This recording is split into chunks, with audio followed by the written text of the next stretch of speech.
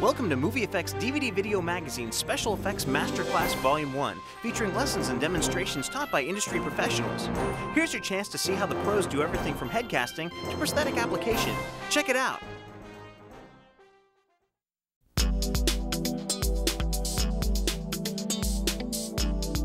FX artists design creatures and props by first sculpting a miniature called a maquette. In order to give you a better idea of how a maquette is created, we stopped by the studio of Jordu Schell, who's been a creature designer in Hollywood for over 11 years and worked on movies like Galaxy Quest, Starship Troopers, and Men in Black.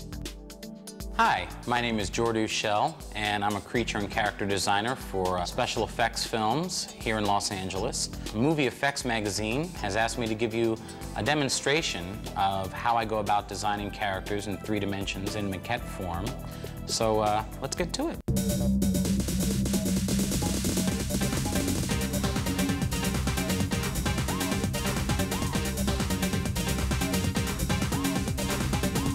When makeup effects artists are called upon to create a mask for facial appliances, or there's a need to reproduce a body part for a motion picture, they usually begin the process by making a life cast of the actor.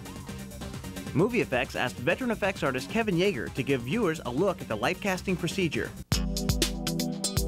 So how many of you have wanted to go to a Halloween party made up as your favorite vampire character from Buffy the Vampire Slayer? You cruise down to the local costume and makeup store and pick up the appliance and spend about 2 hours slapping it on with a bottle of spirit gum and then blending it with a gallon of fake blood. We at Movie FX want you to have more self-respect, so we brought in a real makeup artist to show you how it's done. Now, we know what you're thinking. Real makeup artists use custom-made latex appliances, and there's no way an off-the-shelf appliance will look good. Well, we're here to prove you wrong.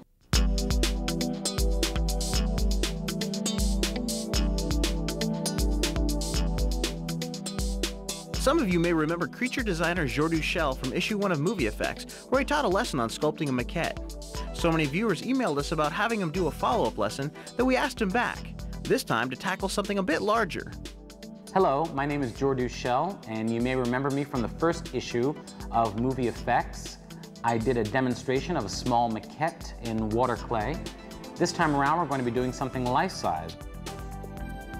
Aside from doing special makeup effects and character and creature design for films, I also run a school out of my studio space, and one of my favorite things is to watch my students progress and grow. I have a student here today who's working on a piece out of something called super sculpting, and this is a full body maquette with an aluminum armature wire armature. Overall, just a very, very nice piece, very imaginative, very strong design, very weird. So speaking of very weird and sculpture and all that good stuff, we're now going to move into the sculpture zone and start our demonstration for this issue. Let's go.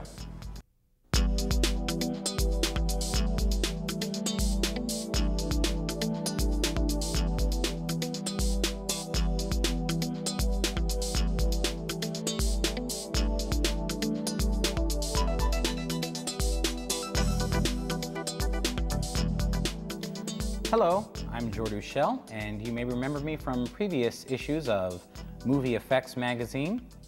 Today we're going to take a sculpture demo of a half mask, like this one, through to completion.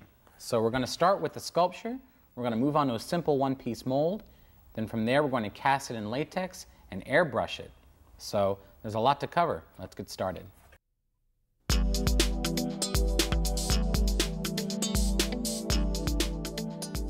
When special effects veterans like Rick Baker and Steve Johnson need realistic eyes and teeth for their creations, they go to artist Michael Pack. Michael recently took the time to give us a lesson on how to make your own set of custom-made fangs.